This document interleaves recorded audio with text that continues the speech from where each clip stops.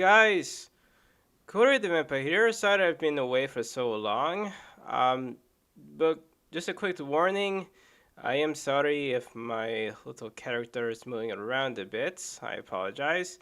And if I somehow randomly end up coughing a lot, that's because I'm dealing with somewhat of a little bug in my throat. So I do apologize, guys.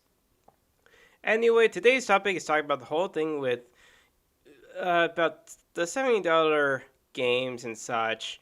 And as you guys know, Tears of the Kingdom already recently came out, and everybody's enjoying it. I know a couple of my coworkers have expressed about how good the game is. I think one of them is really into playing it a lot. However, I know this is going to be a really big. I know I'm going to sound like a big Debbie Downer to a lot of you guys folks who are really major Nintendo fans and you guys love Zelda so much. But here is my honest opinion, and you can agree with me or disagree with me, but I'm gonna just be honest. I am not willing to shell out $70 just for a video game. Okay? Now, keep in mind, for a really long time, games were $60. Well, the actual price would be 59.99, but that's essentially $60 plus tax, right? Now, depending on, I mean, if you live in a place like Oregon, you probably don't need to worry about paying tax. You just need to worry about just paying the $60. But since I am from California, it's a little bit different because, you know, the whole tax sensation is really something that really needs to go away. But it will never go away because, that's just the way how California is. Anyways, the whole thing with the $70 games is just ridiculous. And I was reading an article about how there's no pushback on the whole $70 games and everybody is just fine with it. But then again, a lot of gamers will just, will spend whatever money for that particular video game that they so totally want to play.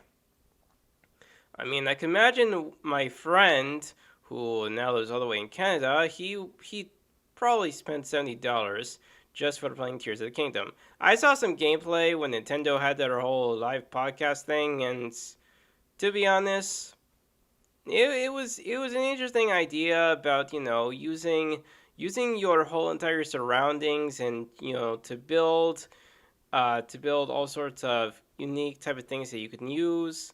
Like you can use a whole bunch of rocks and such to make a bow, or you can do a whole bunch of stuff.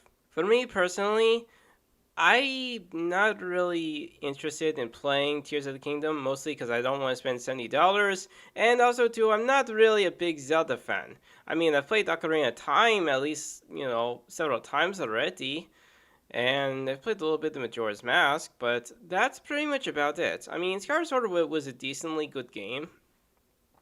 I'm not gonna lie. I mean, I got really far into Skyward Sword back on the Wii. But the only thing that what really drew the cameras back was the fact is you would have to use the Wii Motion Plus, and that really didn't work out very well. There would always be times where I'd be essentially trying to get Link to hold the sword upwards, but that would always not work, and such. So, there you go. Ugh. God, if only me and my character could stop moving so much. Anyways, I apologize. Uh, the whole $70 thing, no. Okay. Now, if Tears of the Kingdom was maybe was $50 or $40, I'd be okay with that. I'd be okay with spending that amount of money on a game like that. But honestly, I love games. I love linear open world games, not super ginormous ones like Breath of the Wild or any of that. I'm not super big into those. Well, at least when it came to Genshin Impact, I'm not really big into ginormous open world games. I know to a lot of other gamers, they enjoy those type of games, but for me, I rather prefer the linear style open world, like how Ocarina of Time was made. I mean, it was really cool. I mean, the only open world area was really just the land of Hyrule. I mean, if you think about going to Princess Alice's castle in Ocarina of Time in Hyrule, it was really linear. You didn't need to worry about, traveling such an open, vast world and going everywhere.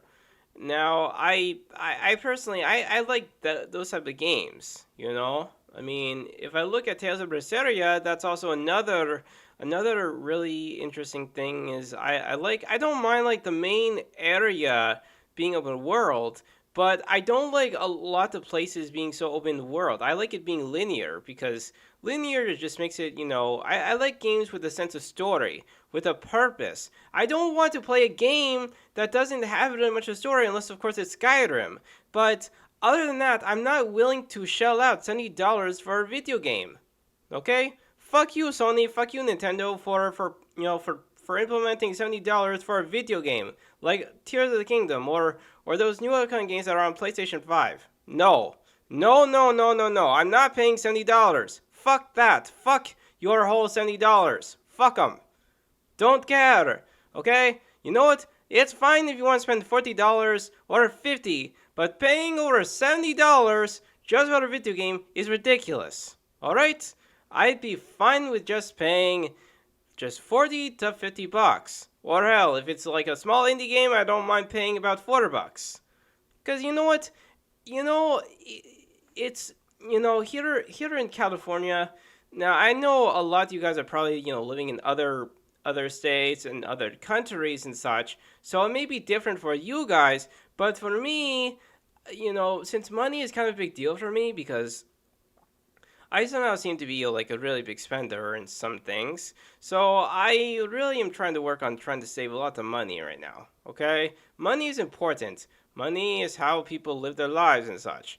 And if you just spend your whole entire money and your whole entire savings on one particular game that's 70 bucks and you only have about $200, well, great, you just depleted it. So that means you're down to, I don't know, 140 or at least like $100 or something like that. So that could only buy you maybe like a $70 game, and then you'll be left with, I don't know, maybe like some food that you want to go out and get, so that way you can make yourself a meal or something for a week. But other than that, yeah, you're not getting much out of it. Now, of course, a lot of people can go ahead and spend $70. I mean, there's a lot of big YouTubers out there that have the money, they have the gall, they can spend however money on a video game as they so please. Because, we all love video games, and I'm not talking on everybody that, that likes Zelda or Link or whoever, but I'm just saying that, if you think about it, if Nintendo were to, I don't know, maybe like, lower the prices a bit on all the things and then, start, putting a lot of their first party titles on sales, whether that be a Memorial Day sale or maybe, I don't know, Golden Week or maybe, the summer sale, the spring sale, the E3 sale, that'd be fine. But I'm not willing to just go out and throw away $70. I've already spent like $60 on games in the past. Like, I don't know, Dragon Age Inquisition, what other games? Witcher 3, Wild Times. Games like those, I've actually spent about $60 worth. Which, that was, back in the day when GameStop was over in, and when I was living in Berkeley at the time. That was a thing. So, there's no longer GameStop there, so what can I say? But honestly, overall, I would highly recommend you guys don't spend $70 on the video game. Okay, save your money.